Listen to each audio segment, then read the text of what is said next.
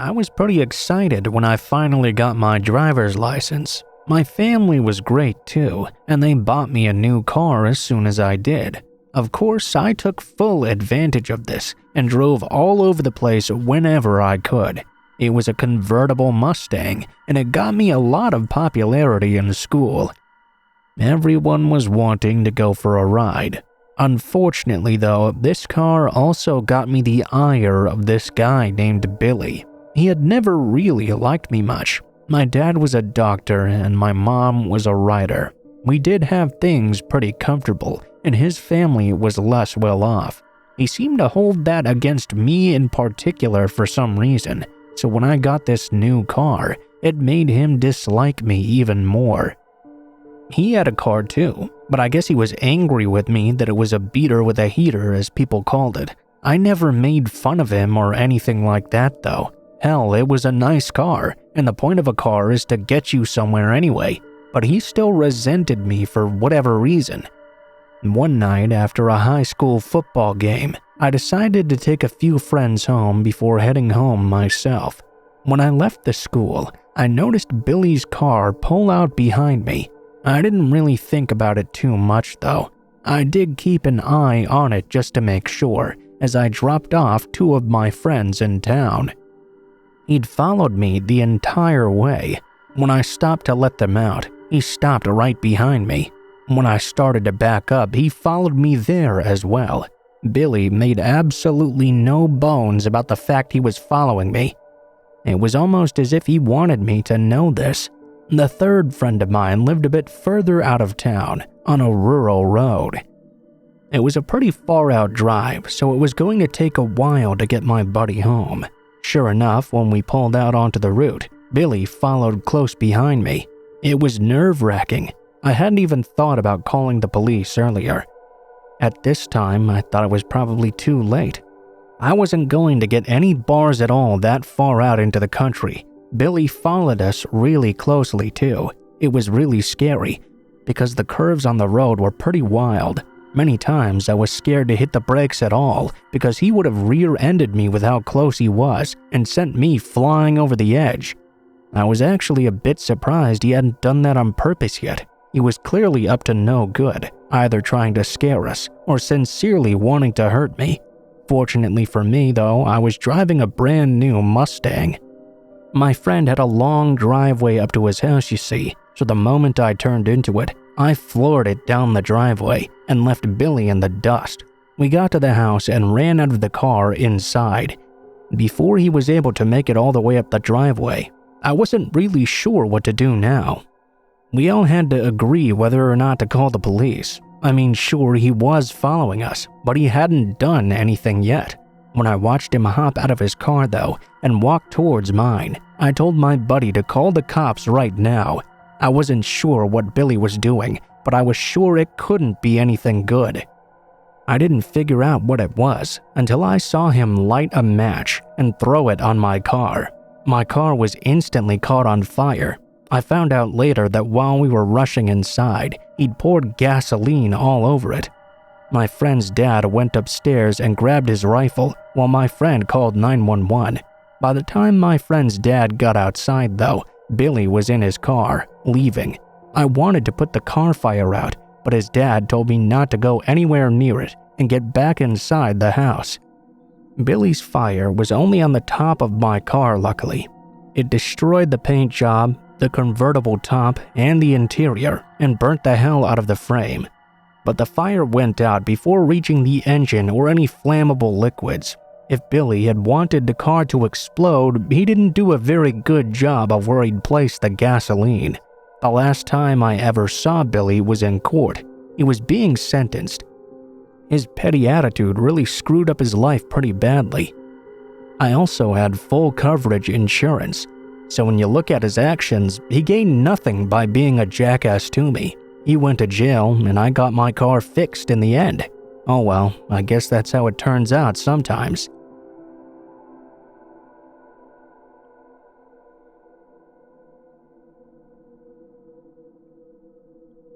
I don't really want to tell you what area I live in. I guess no one will really do anything with it, but it still makes me a bit paranoid. It will suffice to say that I grew up in a nice traditional country town, and there were a lot of nice country roads in the area. Some of them were a bit notorious for being makeout spots for teenagers. My girlfriend at the time lived in a really nice old house out of town. Her family was quite wealthy, and their home almost looked like a plantation. I had to drive out of town down a country road for a bit in order to make it to her place. Along that road is an old covered bridge. I've never really liked driving across it though. It was very creepy, and I was always worried the old thing would fall apart on me. The worst part was just how creepy it was. I had a horrible experience on that bridge once. I had been out late on a date with my girlfriend, and by the time I got her back home, her entire family was already asleep. I had to quietly drop her off before heading home myself. On my way back towards town, my car began to make some strange noises, and before I knew it, it turned off altogether. I had to twist the wheel in an effort to get it off the road. I tried to use my cell phone to call for help, but I couldn't get a signal in this area.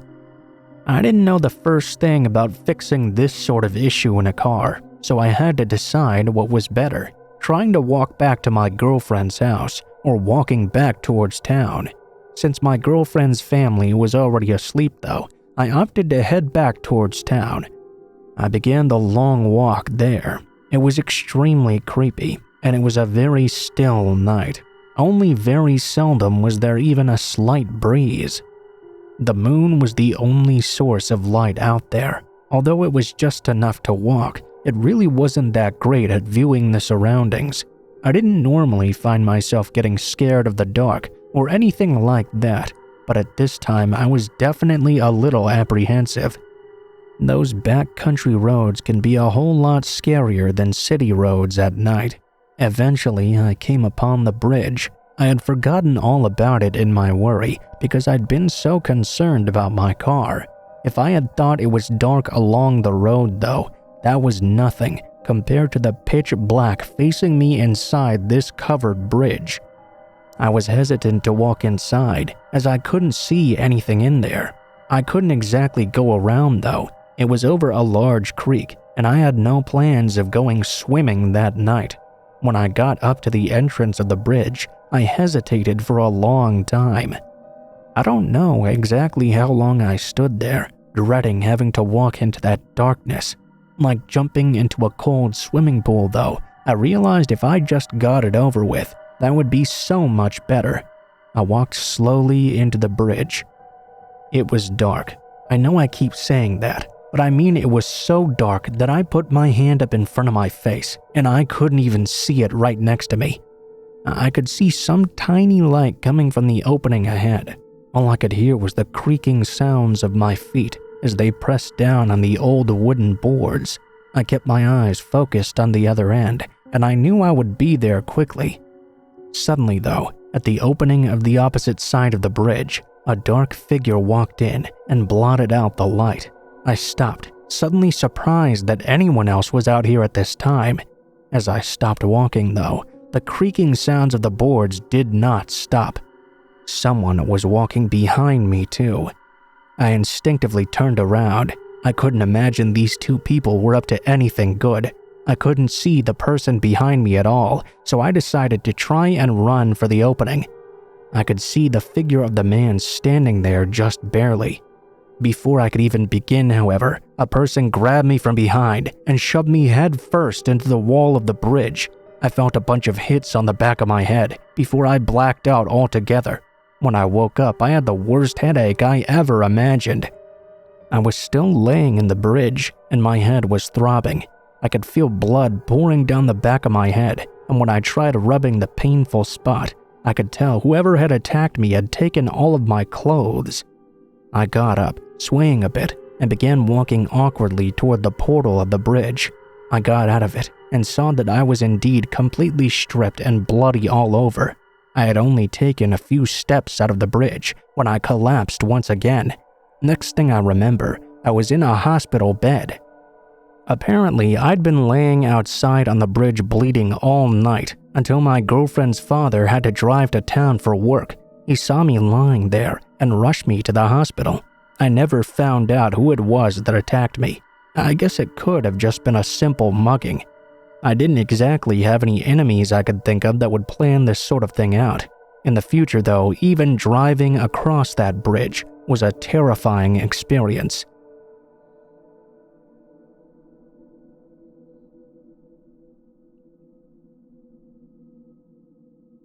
There's a small covered bridge that leads into a historic downtown area, not far from where I live.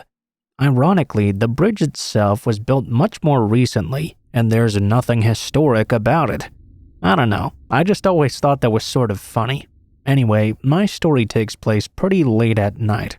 Like a lot of historic towns that rely completely on tourism for their economy, this town closed down really early in the evening.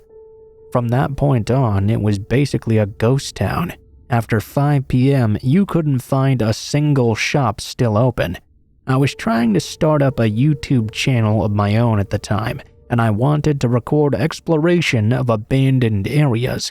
I figured I could film around this town when it was closed down, and I could pretend like it was a complete ghost town.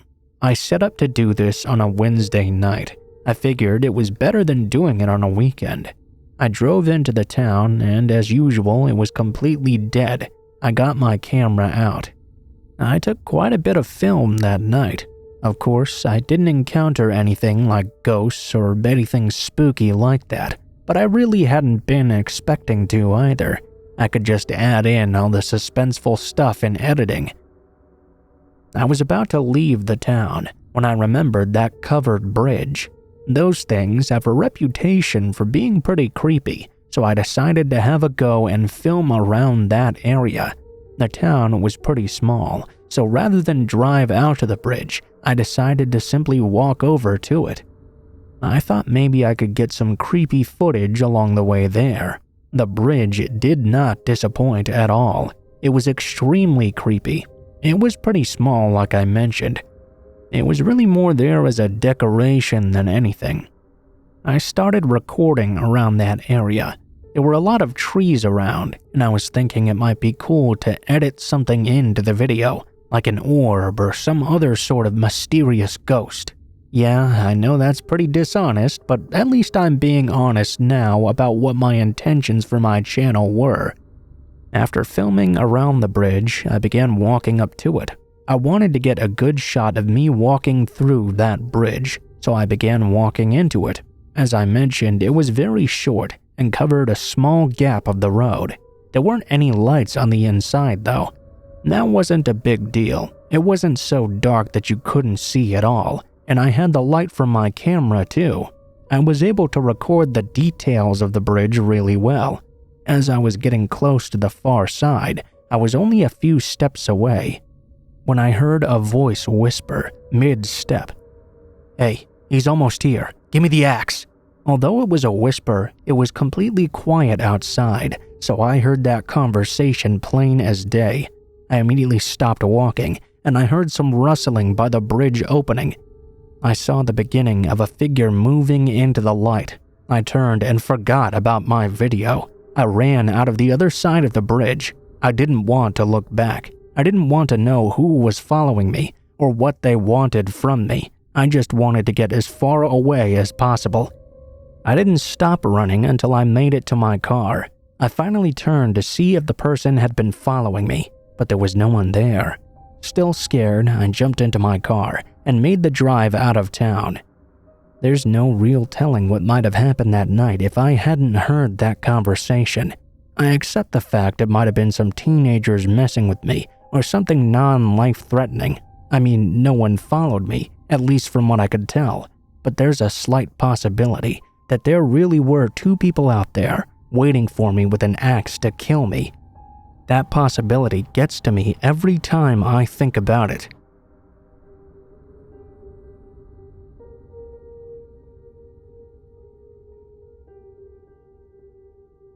Now, I don't really believe in ghosts, but I've never been able to explain this story in any way logically. I saw something that was quite frightening at an old covered bridge. The bridge was way up in the hills. You have to cross it on your way up to a cabin my family owns out there. The bridge itself is very old and rickety as well. It's also over a thin but very deep ravine. Even though I've crossed it so many times before, every time I get so much more nervous about it than I was the last time. It always creaks as my car crosses it, and I swear it feels like it's about to give way. But I've been going across that same bridge since I was 5 years old. It's always felt like that, and it's always held in place. This particular story happened in the early fall. I wanted to spend some time up at my family's cabin because the mountains were beautiful in the fall time. It was great watching the leaves turn the hills into different colors. My favorite thing about the leaves that fell from the trees was that it always kicked up a leaf storm as well. It was an extremely beautiful sight. I'd been up at the cabin all weekend, and on Sunday evening, I had to drive to the town in order to get something from the store. As you might imagine, I was not really enthusiastic about driving down these mountain roads at evening or night. I had to drive really slow and really carefully. As I was driving, I came around the corner and realized this was the corner with the covered bridge. I could see it up in the distance. I was pretty focused on what I was doing, and I wasn't really concerned with the structure of the bridge like I normally was. It wasn't completely dark out yet, so when the bridge first came into sight, I could have sworn I saw a person standing inside of it. It looked like they'd entered the bridge from the near side and were walking through it. I thought that was a bit weird, and that possibly I should offer them a ride.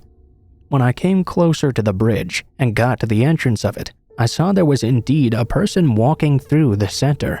When I got there, he had stopped on the far entrance. He turned around and looked at me, blocking the exit. He looked right at my car, and my previous intentions of offering a ride slipped my mind in that moment.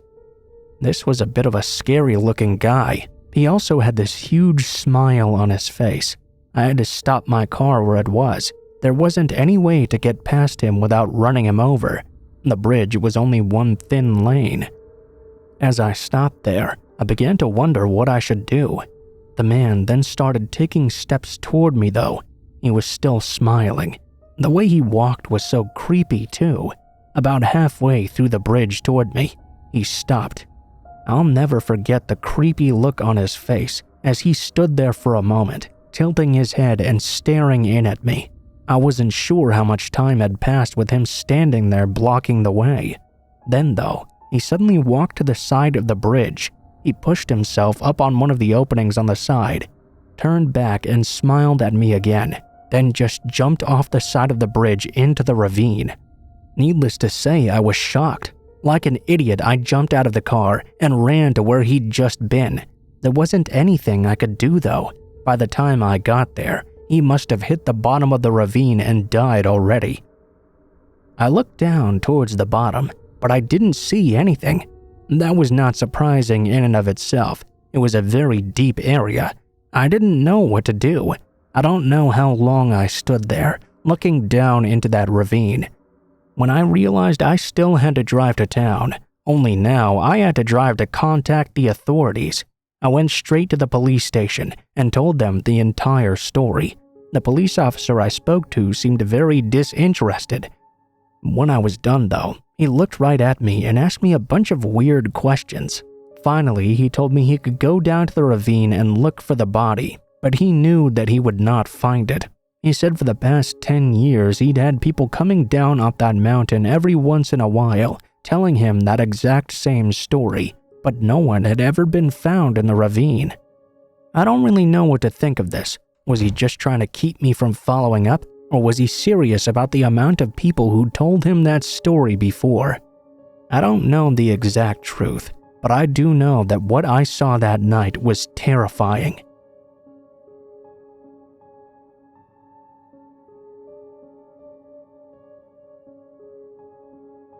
I have a bad habit of walking alone at night. I love it though. I know it's not the best plan as a small woman, but it's one of those things that just gives me joy. Speaks to my soul, I guess, as cheesy as that may sound. I do carry pepper spray and keep my phone in my hand. But hell if I'll let fear ruin something I love. Summer nights are the best, really. The light lingers forever in the Pacific Northwest. You get these endless twilights, and there's this beautiful breath of coolness coming out of the dense green, even when it's been hot in the daytime. I lived in the desert as a teenager, so I just love the cool, silky feeling air here. Soaking up that night air is amazing. I live in a small town at the head of a very long rural trail that winds through lowland marshy areas, dense woods, fields, and at night is silent and isolated. 99% of the time, nobody is out there in the night except for me, the bats, and a rare bicyclist. Once you get outside the city limits about a mile, there's nobody to fuck with you. There's nobody looking to fuck with you either, if you get my meaning. The only houses are sparse and far, across ravines and fields covered with blackberry cane. No streetlights and no easy exit from the trail either. I put one headphone in and walked for hours and miles. I usually take a big crossbody purse with some water, my ID, and a little cash, and start while the light is just leaving the sky.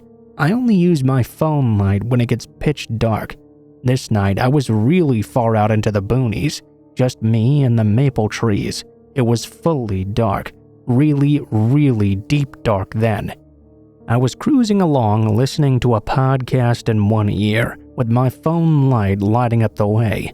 A beautiful night, just soaking it in. I'd been out there for a few hours and was now heading back.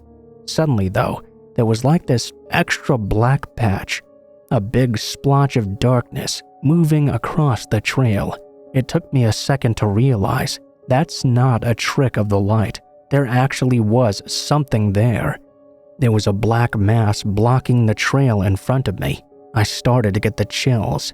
This was not normal, and this thing was between me and my home. There was no other choice, so I slowly crept up to whatever this was, and I noticed a black puddle. As I got closer, I started to make out that these were smears of blood. Not like a ton, but this was definitely blood on this paved trail. I walked closer and queued up 911 on my phone. The shadow resolved itself into a man in a big flappy black coat, now sprawled across the whole trail and surrounded by bloodstains. "Hey, are you okay?" To my surprise, the guy sat up. He was grimy, incoherent, and kind of chipper. "Oh, I'm okay. I'm just resting. You got any water?" I forked over my water bottle and told him to go ahead and keep it. He took it and thanked me, said he'd scraped his foot and wandered around a bit before deciding to take a breather, which was where the blood was from. I recognized him though. He was a local meth head. I asked him if I should call anyone, 911 or whatever. He didn't respond and just looked at me. I carefully skirted around him and quickly hurried back home. I did not have particularly warm and cozy feelings about him, having hosed off his puke from my porch multiple times. And I'd been called the see you next Tuesday word more than once by him, so I decided to leave it at that. A few days later, he attacked a random tourist with a machete downtown in broad daylight, nearly sliced their leg off and went to prison, so I guess I had a fortunate encounter that night.